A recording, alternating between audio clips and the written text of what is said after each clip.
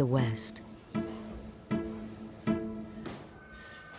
Robert Stein made his money buying software from Hungary and selling it on in Britain.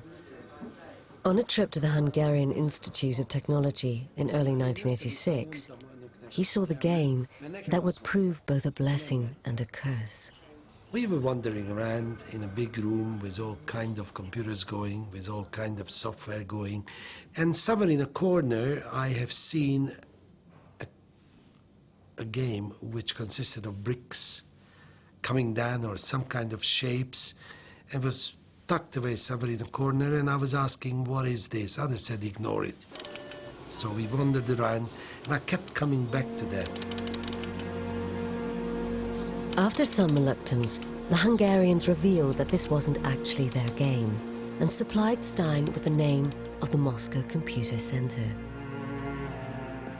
He wasted no time in making contact, but found them rather indifferent to his requests to license the game. Nobody gave a shit about the stuff there, you know, small little game. Everything, computer center were pretty busy with the serious kind of physical differential equation of the entire outspace or nuclear war, you know. Games was something absolutely alien for their nature.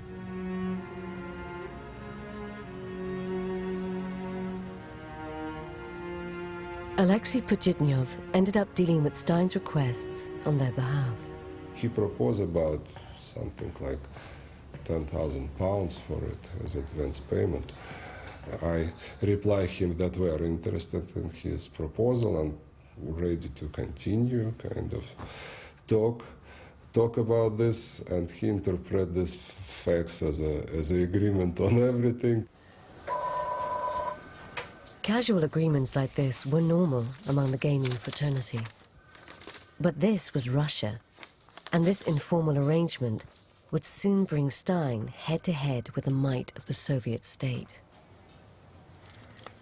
He set about peddling his newfound acquisition around British game producers. One of his favorites was Microsoft, the software arm of the Maxwell Corporation. In 1986, this was a giant entertainment empire, owning newspapers, magazines, and even top-of-the-league football clubs. If they bought Tetris, Stein would have a real heavyweight player behind the game. I looked at it for a couple of minutes and passed it down to the technical department downstairs. And then a couple of weeks later, I wandered down at lunchtime. They were all in the office playing this game. So I said, well, okay, this is, I better play it myself. So, took it home. It was now only a matter of time before Britain caught the Tetris bug. My wife accuses me of ruining the family Christmas because I'd found it addictive. But my wife found it addictive, and so did my two young kids. While Microsoft signed a deal to produce the game in Britain, Maxwell also had a software company in California, which could pave the way for the Tetris invasion of America. We were over there looking at different game titles that we could publish, market, sell, along with Jim.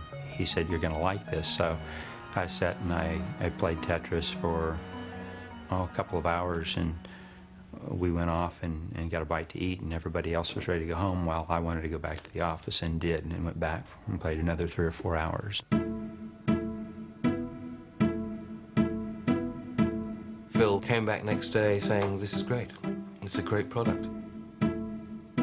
The problem was, what techniques can we use to fly against the run, as it was going, of what the market was wanting for computer games. For inspiration of how to sell this simple game, they returned to its roots. The emergence of Mikhail Gorbachev created the perfect opportunity to manipulate both the fear and fascination of that land behind the Iron Curtain. The curiosity of having anything from, you know, behind the other side of the Iron Curtain was kind of like memorabilia or something people wanted to have. We put it in red packaging, and the first box we actually set up the spelling of Tetris in Russian. We used a Soviet symbol as part of the Tetris name. The marketing worked, and with great press behind it, Tetris was set to be a big hit. But all the attention had an unforeseen consequence that was about to jeopardize everything. As we are about to launch the damn thing, we get a telex from a company called Elorg, never heard of, in Russia, stating that we are illegally trying to launch Tetris, because that belongs to them, and they have never given us permission to do it. Elorg, short for Elektron Technica, was a government department established to deal with the foreign trade of software. Gorbachev was keen to create an export market to the West, but strictly under the control of the state. The Russian bureaucracy loves to have control on everything. If it is ours, we wanna have everything properly and quiet and kind of perfectly done. Robert Stein was summoned to Moscow. There was always a long corridor, and first of all, they keep you waiting in the reception. Nobody talks to you, and all the chairs are uncomfortable, and then they lead you up, and they usher you into a room with a very long conference table.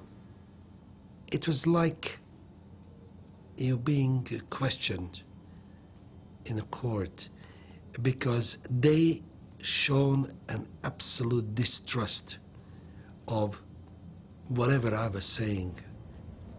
Why did we do what we done without their permission? And I tried to explain to them I didn't even know they existed, never mind about their permission. Stein used all his powers of persuasion to get the Russians to sign a contract, and Tetris was cleared for sale. Within weeks, it catapulted into the bestseller lists, and in its first year, sold over 100,000 copies in America alone. But sales were limited to those that owned a personal computer.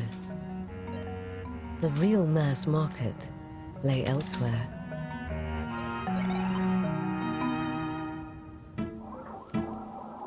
Home video games played through console machines that plugged directly into the TV and were operated with a remote controller.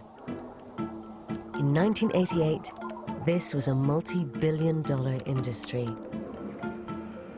Maxwell's company Mirrorsoft saw an opportunity and approached publisher Atari about creating a home video version of Tetris. They held the rights to the game, as far as I knew at that moment, and they approached me to publish it for game consoles.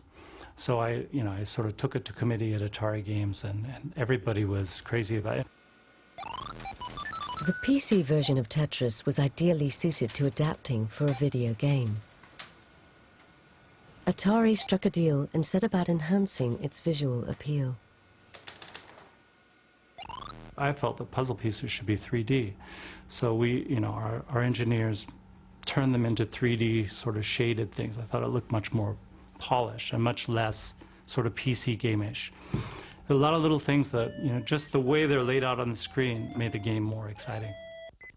From a commercial point of view, it was also exciting because the profit potential was enormous.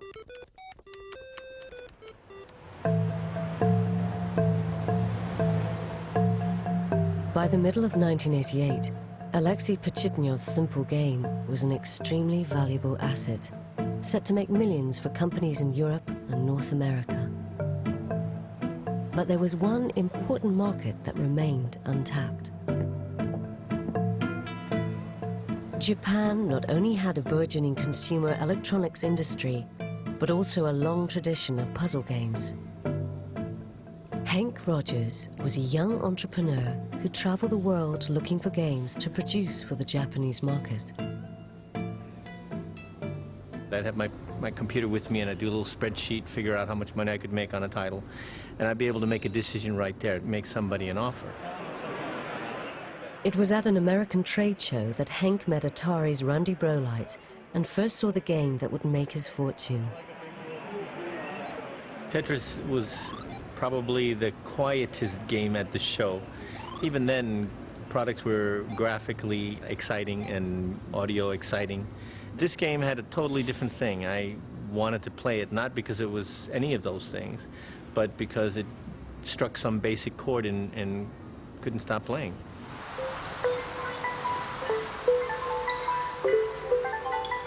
Hank secured both PC and video game rights for Japan